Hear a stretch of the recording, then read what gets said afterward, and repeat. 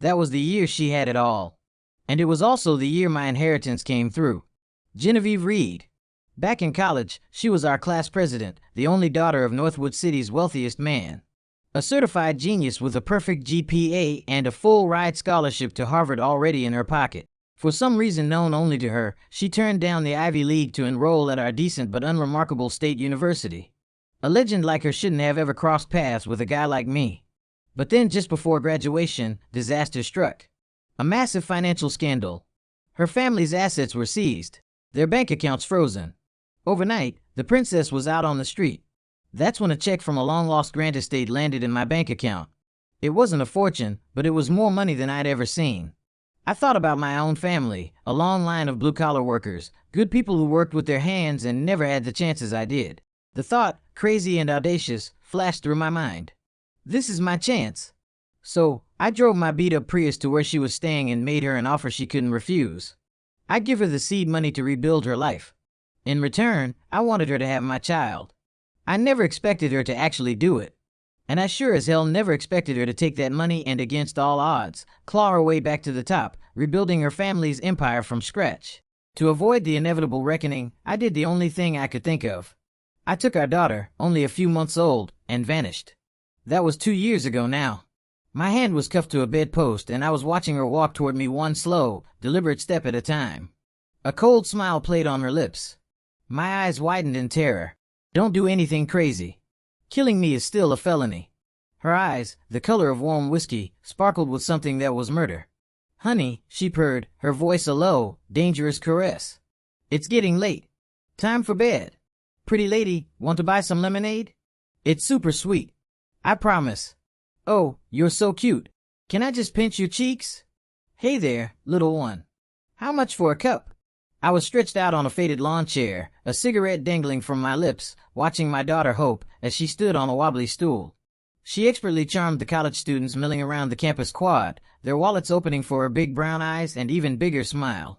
It was amazing how much cash you could rake in from a jug of powdered mix and a cute kid. We've been open for an hour and we're almost sold out. Daddy, was I a good helper? I must have drifted off. Hope had climbed down from her stool and was now nestled in my lap, poking my cheek. The best helper, I said, scooping her up and lifting her high. My little girl is the best in the world. Looking at her perfect face, I felt a surge of pride. Asking Genevieve to have my baby was the single best decision I'd ever made. Hope had her mother's face in miniature and a brain that was miles ahead of any other 2-year-old. She could already do basic addition and subtraction. It was terrifying. And I was damn glad I got my hands on those funds when I had the chance. When I was her age, I was still eating mud. Her chubby little finger pointed at my chest. Daddy hole. I looked down. A cherry from my cigarette had fallen and burned a small brown-rimmed hole in my t-shirt. I just laughed, pulling her into a tight hug and burying my face in her hair. As we were wrestling, a voice cut through the air, sharp and furious. Leo Vance. The sound was ice-cold and my blood ran colder. Even after all this time, I knew that voice instantly. I was too terrified to turn around, but Hope, fearless as ever, twisted in my arms to look. A moment later, she murmured, "Wow, a really pretty lady."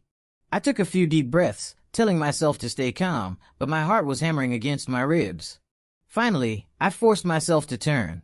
There she was, dressed in a simple white sundress, her face adorned with light makeup, a white ribbon tying back her dark hair. She looked exactly like she had the first day I saw her in freshman English. I was so stunned I couldn't speak. "Pretty lady, do you want lemonade?" Hope's tiny voice broke the spell. "We're all sold out today. You have to come back earlier tomorrow." I snapped my gaze back to Genevieve. Her eyes were fixed on me, glacial and unforgiving. It was only when she looked down at Hope that a flicker of warmth, something like love, entered them. I'd always known she would find me eventually. I just hadn't expected it to be so soon. As she got closer, my legs started to tremble. I could see the fury in her eyes, and my own hands began to shake uncontrollably. I hadn't actively followed her life, but you couldn't avoid the business news. The new CEO of Reed Industries was known for being ruthless. "Daddy, why are you shaking?" Hope asked, her face a picture of innocence. I forced a weak smile and wiped the sweat from my brow. "It's nothing, sweetie, just a little hot out here." Hope mimicked me, patting my forehead with her small hand. I just kept my eyes on the Ice Queen in front of me, my smile feeling more like a grimace. Genevieve Reed. I couldn't help but marvel at how fast her empire had grown. I've been hiding out in this forgotten corner of the state, and she'd still track me down in less than 2 years. We just stared at each other. After what felt like an eternity, I saw her eyes begin to well up with tears. I couldn't take the silence anymore. "Oh, how did you find me?" I stammered. "Daddy, who's this pretty lady?" Hope chirped. "I'm your mother," Genevieve said, her voice softening into a tone I'd never heard her use before as she looked at Hope. I didn't get it. When Hope was born, Genevieve hadn't given her a second glance, too consumed with her business plans. I was the one who'd handled the late-night feedings and diaper changes. Now, she was putting on this perfect maternal act. To my surprise, Hope turned to me, her big eyes wide with confusion. "Daddy, I have a mommy." I froze. I honestly hadn't expected her to ask that. She'd never brought it up before. Suddenly, the air grew chilly. I knew what that meant. Glancing at Genevieve, I saw the frost returning to her eyes. "Of course you have a mommy," I said quickly, trying to smooth things over. "How else do you think you got here?" Hope scratched her head. "Didn't I come from a meteorite like Superman?" I felt my face flush. "Who told you that you came from a meteorite?" "You did. In the story you told me about the baby who flies to Earth in a rocket ship." Her eyes shone with undeniable logic. "Leo Vance." Genevieve's voice was dangerously low. "What exactly have you been teaching our daughter?" "Hey, I'm innocent here." I protested.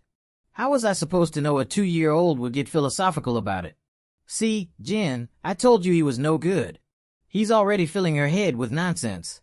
A new voice joined the conversation. A woman stepped out from behind Genevieve. She was nearly as beautiful, but her eyes held a venomous glint. "Well, if it isn't Cassie," I sneered. I thought I smelled a snake in the grass. It was Genevieve's cousin, Cassandra Reed. The same Cassie who had vanished when the Reed family went bankrupt, only to reappear, all smiles and flattery once Genevieve was back on top. After Jen and I had gotten together, Cassie had made it her mission to undermine me, constantly belittling me, while Genevieve said nothing. It was one of the reasons I'd left. Cassie immediately clung to Genevieve's arm, putting on a wounded expression. "Jen, you see, we came all this way to bring him back. And this is how he treats us." Before Genevieve could respond, Hope, still perched on my shoulder, piped up, "Lady, even I don't whine at my daddy like that. And you're grown up. You should be ashamed. That's my girl." I roared with laughter. She knows a phony when she sees one. Cassie's face turned bright red. It was probably the first time a toddler had ever called her out. She dropped Genevieve's arm and shot me a look of pure hatred, but that's all she did. With Genevieve now the undisputed powerhouse of Northwood City, and with Cassie's own father's company dependent on lucrative contracts with Reed Industries, she wouldn't dare upset the golden goose. And she knew that little girl was the most precious thing in the world to Genevieve. "That's enough," Genevieve said, her voice cutting through the tension. I stopped laughing, my eyes turning cold as I waited for her to side with Cassie like she always did. But to my shock, she pointed at her cousin. "You go back to the office now." Cassie sputtered, but Genevieve didn't even look at her, just waved a dismissive hand. Then she reached out, her intention clear. She wanted to hold Hope. Cassie had bowed in defeat, trudged away. After a few steps, she glanced back over her shoulder at Genevieve's back, and for a split second, her expression was pure poison. She thought no one saw, but I caught the greed and malice in her eyes. Meanwhile, Hope was looking at me, her own eyes a swirl of emotions, fear, longing, hope, anxiety. As much as I didn't want to let Genevieve hold her, I saw the raw vulnerability on her face. I remembered how weak and alone she'd looked in that hospital bed after giving birth. I gave Hope a small, almost imperceptible nod. My daughter nervously extended her arms, her little face tense as she looked at Genevieve. It broke my heart to see her so anxious. Genevieve swept her up into her arms, holding her tight, and finally broke down, her voice choked with sobs. "Oh, my baby girl." It was the first time I had ever seen that woman cry. Not when her family lost everything. Not when she couldn't afford to eat, but now she was a wreck. And even though it was the first time she'd ever hold our daughter and her tears were messy, the image of them together was, I had to admit, beautiful. "You're my mommy," Hope whispered, clinging to Genevieve. Her own tears starting to fall. Sometimes the power of blood ties is just staggering. Hope had never met this woman, but on some primal level, she knew. Seeing them both about to dissolve into puddles, I decided to be the nice guy. All right. Don't hog her all day." "Shut up." They both snapped in unison, turning to glare at me. I threw my hands up in surrender. Okay, you two are the bosses. My mistake for even talking. The truth was I missed her. But the chasm between our lives wasn't just a valley. It was the Grand Canyon. Still watching them together as a real family for the first time.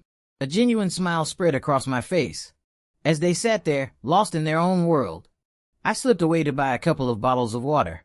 I wasn't worried about her kidnapping Hope. I knew her character at least that much. Besides, Hope wouldn't abandon the dad who'd raised her for 2 years for a mother she'd just met, just as I predicted.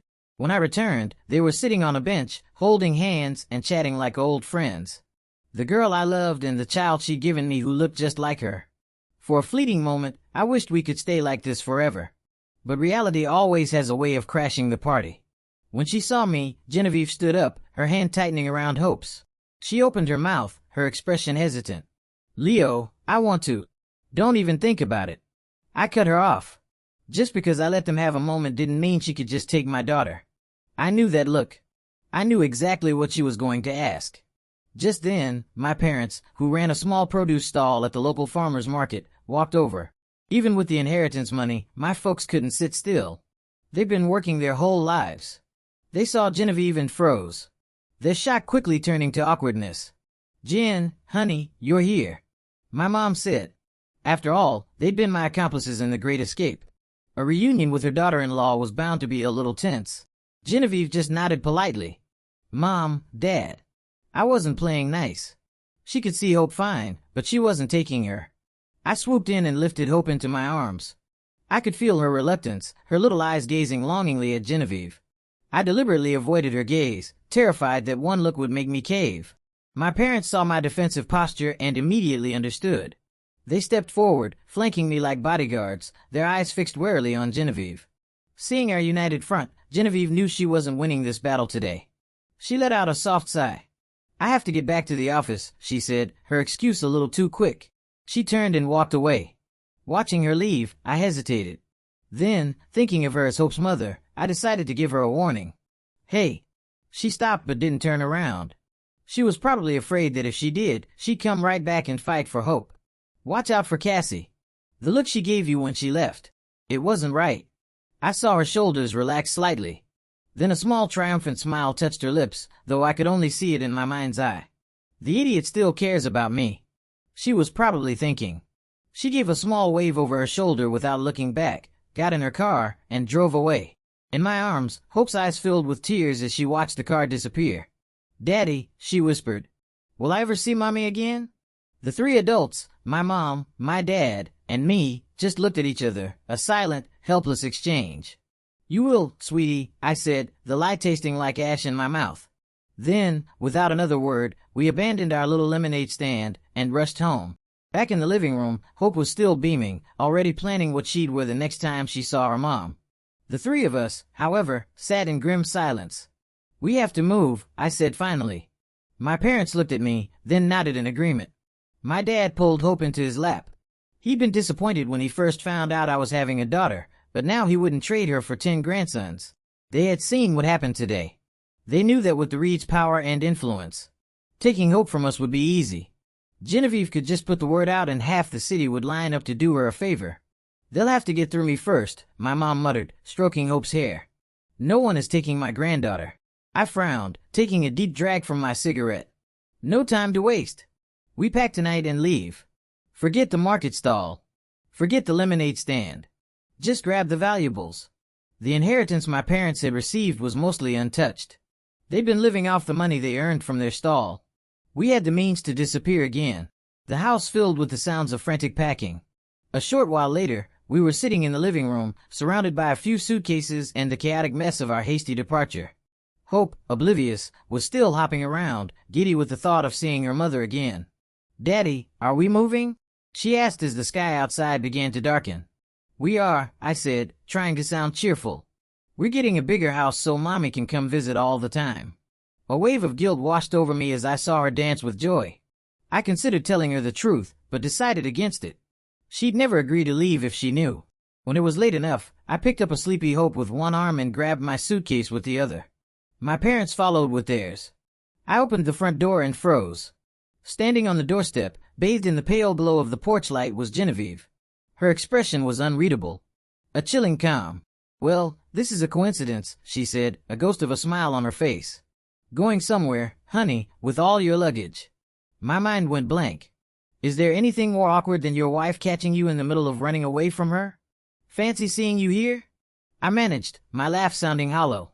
My parents behind me saw her and stopped dead, their hands dropping their suitcases. We all just stared at each other. My mom was the first to break the silence. Jen, dear, we were just on our way back to you. We were just saying a child needs her mother. My dad chimed in, nodding vigorously. That's right. That's right. Hope's at that age. She needs her mommy. I stared at them dumbfounded. What happened to our plan? What happened to over my dead body? But then I looked back at Genevieve, saw the ice in her eyes under the moonlight, and gritted my teeth, nodding along with my mom's ridiculous story. I'm glad to hear you say that, Genevieve said smoothly. Because I came to bring you all home. She clapped her hands twice. A line of men in sharp black suits emerged from the shadows, professionally taking the luggage from our hands and loading it into a fleet of black cars parked down the street. My parents and I exchanged a look of utter defeat. She brought bodyguards. This wasn't a negotiation. It was an extraction. But something in me snapped. I hated this. I hated how she always made decisions for everyone. How she never consulted me. Just like when she'd kept Cassie close without a word of discussion, ignoring me when I tried to tell her what her cousin was really like. What are you going to do? Drag her back to your mansion? I snapped, my voice full of contempt. Leave her with a nanny while you jet set around the world, just like when she was born. A flicker of guilt crossed her face before being replaced by a look of amusement. When did I ever say I was taking her? That threw me. My anger deflated like a pop balloon. You're not. She looked at me like I was the biggest idiot on the planet. I'm her mother, Leo. Don't I have the right to even see my own child? I just want to be able to see her when I want to. If I was going to forcibly take her, do you think I would have come here myself? Oh, the word came out soft and stupid. You mean I didn't have to orchestrate this whole midnight escape? Of course you have that right, I stammered, feeling my face heat up. As long as she wasn't taking my daughter away, anything else was fine. My parents, watching their son get played like a fiddle, shook their heads in despair. They walked past me without a word, got into the back of the Rolls-Royce waiting behind Genevieve and shot me a dirty look as they closed the door. I had no idea what that was for. Genevieve looked at my dumbfounded expression and sighed, a small, weary shake of her head. She gently took the sleeping Hope from my arms and turned toward the car. I stood there on the curb for a long moment, my mind reeling. All this time, she just wanted to see her daughter. She hadn't mentioned me at all. For some reason, that left a strange empty feeling in my chest. The car window rolled down. Genevieve leaned her head out. What are you waiting for? Get in and drive. I snapped back to reality, my eyes locking on her complex expression. Right. Coming. On the drive back to Northwood City, Hope woke up in Genevieve's arms, happily chirping, "Mommy, Mommy," over and over. She seemed perfectly content, not even asking where our old man was. My heart sank a little. Seriously, is the blood tie thing really this strong? Less than a day with her mother and I'm already forgotten history. I caught their reflection in the rearview mirror watching them play. Wow. Hope, I said, my voice dripping with jealousy. Got a new mom and already forgot about your poor old dad. Her reply was a dagger to the heart. Daddy, what are you doing here? What am I doing here? Should I be in the trunk? Seeing my crestfallen face, she leaned forward and planted a loud wet kiss on my cheek. My mood instantly lifted, but that was the extent of her attention. She immediately went back to giggling with her mom in the back seat. The sounds of their laughter grew louder, and I started to regret this whole arrangement. At this rate, I wouldn't have to worry about Genevieve kidnapping her. Hope would pack her own bags and move in with her mom voluntarily. The car finally pulled up to a large modern villa. It was the house I bought with a chunk of the inheritance money after Hope was born. We'd only lived in it for a few months before I took her and ran. After we got out, Hope was still attached to Genevieve's hip, a constant stream of mommy flowing from her lips. I just rolled my eyes and followed them inside, making silly faces behind their backs. They were too lost in their reunion to notice. As for my parents, they'd been dropped off earlier, claiming they wanted to visit some old friends. I collapsed onto the plush sofa. I'd only been driving for a few hours, but it felt exhausting. I wasn't used to this kind of work anymore. These days, my most strenuous activity was pressing the on button on a blender. The truth is, we hadn't run that far. I figured the safest place to hide was right under her nose in a small county just outside Northwood City's limits. If we'd gone to a major city, she probably would have found us in weeks. Once Hope had tired herself out and fallen asleep in her mother's arms. Genevieve carefully carried her into the master bedroom. When she came out, she found me sprawled on the couch and frowned. I heard her footsteps approaching and cracked open an eye. She was standing right over me. I couldn't even be bothered to sit up. "What's up?" I mumbled. She sat down on the armchair across from me. "What are your plans now?" I didn't even look at her. 2 words floated out of my mouth. "Live Rich." The corner of her mouth twitched. She clearly didn't know how to respond to that. After a long silence, I opened my eyes again and saw the conflicted look on her face. I closed them again, spit it out, "If you have something to say." Genevieve took a deep breath, her gaze shifting to a spot on the wall. "I need a new executive assistant. I was thinking you could come work for me." "A job," I said without a moment's hesitation. "Maybe in my next life." Seriously, why would I work when I had a perfectly good inheritance to live off of? Especially a job like that, basically being a high-end servant. As much as I wanted to be with her again, I was sure there were easier ways than becoming her employee. "What kind of example is that for your daughter?" she challenged, her voice sharp. That question made me sit up. I looked her dead in the eye and said slowly and clearly, "She can live rich with me." Sure enough, the temperature in the room dropped sharply. Genevieve's expression, which had been relatively normal, turned to ice. A dangerous glint appeared in her eyes. I immediately threw my hands up. "Kidding. Just kidding. How could I? With a role model like you in the house, she's already set. I'm just here to be the fun parent. Lower the academic pressure. You know." The chill in the air subsided. I let out the breath I was holding. "I'm not dealing with you," she said, turning to leave. "Fine, don't take the job." As she headed for the door, she added, "I have to get back to the office." I could have sworn I heard a hint of disappointment in her voice, but she kept her word. She left without hope. I knew she owned several properties and rotated between them. As I heard her car's engine roar to life outside, I shot up from the sofa and tiptoed toward her bedroom. I stood outside the door for a solid minute, giving myself a pep talk. I was going to check on Hope, not to snoop. That's it. I opened the door, but my eyes immediately started darting around the room. The decor was the same as when I'd left. Nothing seemed out of place. After a thorough scan, I confirmed there were no signs of another man. Only then did I let myself relax and look at my daughter sleeping peacefully on the bed. I leaned down, planted a soft kiss on her cheek, and crept back out. Just as I closed the door, Cassie Reed burst into the house, shouting, "Jen! Jen, are you here?" Thinking of my sleeping daughter, my patience snapped. I grabbed her by the arm and dragged her back outside. "What do you think you're doing? Get your hands off me, you country bumpkin."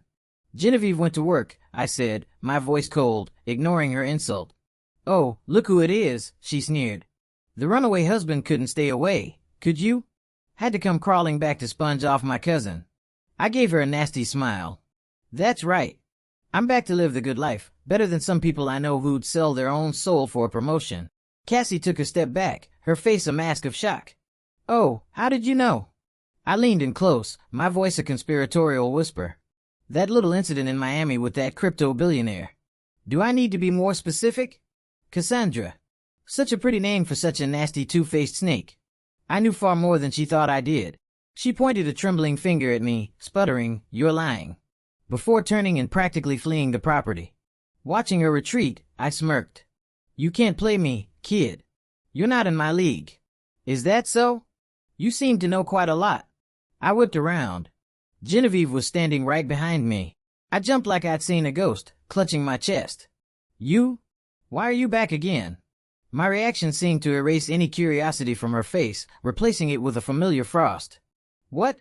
I can't come back to my own house now." No, that's not it," I said quickly. "It's just you just left for work. It's strange to see you back so soon." She gave me an exasperated look, said nothing, and walked past me toward her car. That's when I saw the file folder in her hand. I slapped my forehead. Of course, she came back to get something she forgot. My stupid brain. As she drove past me, she rolled down the window. Her expression was completely serious. "You should read more while you're at home," she said. "There's a great author, Julian Croft. Look him up." And with that, she floored it and was gone. A writer named Julian Croft. Give me a break. I might not be a genius, but I have a literature degree. Who did she think she was? Despite myself, I pulled out my phone and Googled the name. His author page popped up. His most famous work, The Simpleton. I got it. It was the adult equivalent of a kid telling you to look at a page in a book where they've written, "You're a moron." I had a laugh. The nerve. I walked back into the empty villa. The sprawling living room suddenly felt wrong, unwelcoming. I sank onto the sofa, an uneasy feeling settling in my stomach, and began to wonder if coming back here had been a good idea after all. A month flew by in a blur. Genevieve kept her word. She came to see Hope, never once trying to take her away. She even ended up staying at the villa about 20 nights out of the month, though we slept in separate rooms. Watching her and Hope laugh and play together every day filled me with a strange sense of loss, like I was an outsider in my own life. My parents had stayed for a few days before deciding they couldn't get used to city life and hurried back to their quiet country home. One afternoon, I left Hope with the nanny and went for a walk. The streets were bustling with people, but I felt completely adrift with no idea where I was going. Without thinking, I found myself standing in front of a familiar barbecue joint, a place where my best friend Mark and I had spent countless nights drinking beer and eating skewers. I pulled out my phone and dialed his number. "Yo, barbecue at the old spot. Leo, dude, is that you? You finally decided to call me. Let's talk more food. You in or out?" "For you, man. I'm there and I'm drinking you under the table tonight." I hung up, went inside, and ordered a mountain of food and a case of beer. By the time Mark showed up, the grilled skewers were just arriving at our table, sizzling and perfect. Hours later, the ground around our table was littered with empty beer bottles. We were both red-faced and slurring. "It's hell, man," I confessed, the alcohol loosening my tongue. "I'm living in the same house with my wife again, but I feel like a ghost. Every time I'm in that house, all I can think about is those first few months after Hope was born, when Genevieve wouldn't even look at her. All the frustration and hurt I'd bottled up for 2 years came pouring out. It felt good to finally say it. "You have no idea how lucky you are," Mark mumbled, his own words thick with drink. "When you took off with Hope, Jen went crazy. Like completely lost it. I've never seen anyone so broken." "What are you talking about?" I poured more beer into my glass. "She only married me because of my inheritance money." "Are you kidding me?" Mark's eyes widened, a flash of sobriety cutting through the haze. "That tech billionaire's kid offered her a 9-figure settlement to marry him, and she turned him down flat. She chose your dinky little inheritance over that." "Really?" I murmured, the words slurring as my head hit the table. And then everything went black. What I didn't know was that the moment I passed out, the drunken haze in Mark's eyes vanished completely. He shook my shoulder, and when I didn't move, he pulled out his phone. "He's out," he said into it. A moment later, Genevieve walked into the restaurant. She nodded a quick thank you to Mark, then effortlessly slung my arm over her shoulder and began steering my unconscious body toward her car. Mark watched us go, picked up one of the remaining beers, and took a long swig. He sighed, wondering when he'd ever get a love life of his own instead of being a pawn in someone else's elaborate romantic scheme. It turned out Genevieve had known I was spiraling. She had someone follow me that day. As soon as I called Mark, he had called her and they had hatched a plan to get me to talk. When I woke up, Genevieve was sitting on the edge of the bed. I thought I was still dreaming because the Ice Queen was actually smiling at me. On instinct, I reached out and pinched her cheek. The feel of her soft skin was real and my groggy eyes shot wide open. I quickly checked myself. My clothes were still on. I breathed a sigh of relief. "What?" she said, a teasing smile playing on her lips as she watched my panicked self-assessment. "Afraid I'd take advantage of you." "No," I shot back with a smirk. "Just afraid I'd sleep through it and miss all the fun." A faint blush colored her cheeks. "Pervert," she muttered under her breath, but her smile widened. She then produced a bowl of chicken soup from behind her back and held it out to me. I saw the chunks of chicken resting at the bottom and felt my own lips curve into a smile. "You made this for me?" "No, the nanny did," she said, her eyes darting away. Her stubbornness was adorable. I decided to have some fun. I gave her a playful, knowing look. "Really? I don't believe you." She turned bright red, biting her lip. "Fine, don't drink it."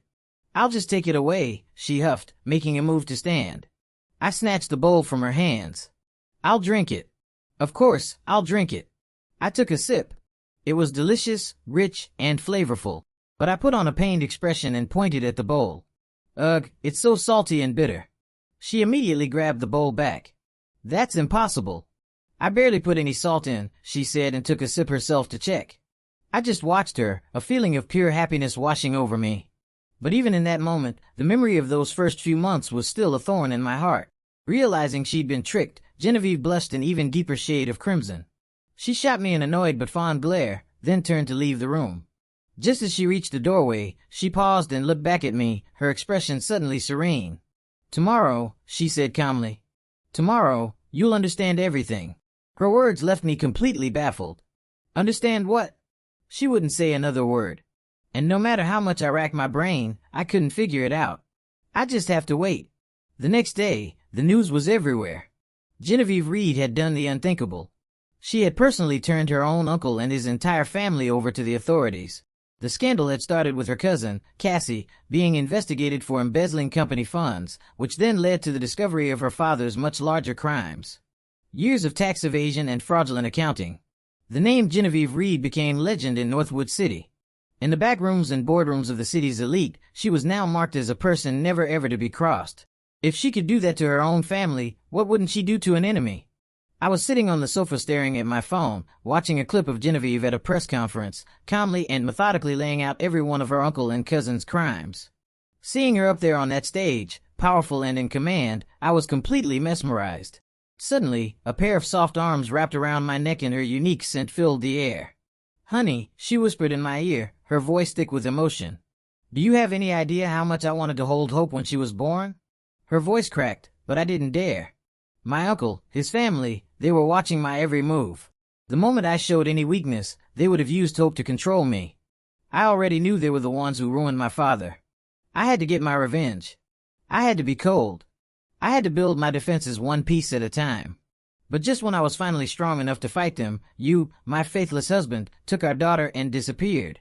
Thank God you didn't go too far. If you had, I don't think I ever would have found you. I felt my shoulder grow damp with her tears. And just like that, it all made sense. Her coldness, her distance, her obsession with work, it was all an act, a shield. The last thorn that had been lodged in my heart for 2 years was finally gone. Gently, I turned and pulled the sobbing woman from behind me into my arms, holding her close and kissing the tears from her eyes. After she cried herself out, a memory from my drunken conversation with Mark surfaced. I couldn't resist teasing her. "So," I said, a playful grin spreading across my face. "Mark told me you turned down a 9-figure offer from some billionaire's kid for me and my dinky little inheritance. Does this mean my beautiful wife has had a crush on me for a long time?" Her face turned a brilliant shade of red, and she buried her head in my chest, refusing to meet my eyes. "Who likes you? You're so full of yourself." "Oh, really?" I chuckled. "Such a stubborn mouth. I guess I'll just have to see for myself." And then I silenced her protests with a kiss. It was the meeting of a long parched desert and a torrential rain. The storm that followed was inevitable,